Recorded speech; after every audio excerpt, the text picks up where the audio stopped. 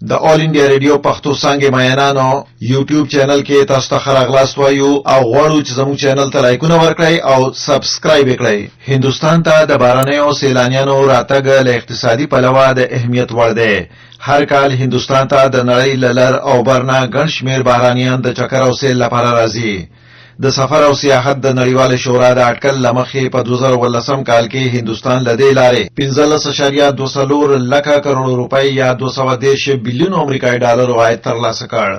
په 2018 کال کې د نړۍ له ګوټ نه 10 میلیونو نه زیات بهراني سیلانیان هند ته راغلل چې په دې سره 1.22 میلیونه تنو ته د کار کولو زمينه برابر شوه. هند ته د سیلانیانو د راتګ په اندازه کې هر کال 4.9% په اندازه زیاتوالی راځي.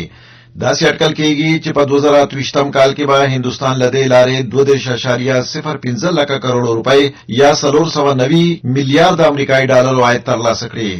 د هندستان د غرونو طبیعي ښکلا، شاندار مینارونه، د سمندرونو غاړو یا بیچونو، موسمی جزیرو، شنو ځنګلونو، شنو غونډیو او تاریخي ټیمپلونو یا د هندوانو عبادتي ځایونو د سیلانیانو پام ځان ته راجلب کړی دی.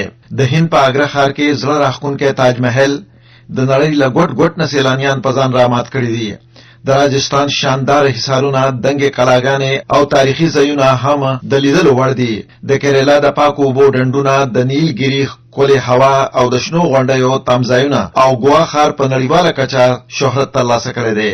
د امرتسر ګولډن ټیمپل یا طلایي معبد د هیواد په ختیځ کې تیروپتی بالاجي او په شمال کې ویشنو دیوی ته هر کال زیات شمېر سیلانیان د چکر لپاره راځي. یو شمېر تاریخي مینارونو لکه کھجوراهو، همپي، هلیبیدو، مهابلی پورم او کونارک هم د بهرنیو سیلانیانو پام ځان ته رااړولی دی.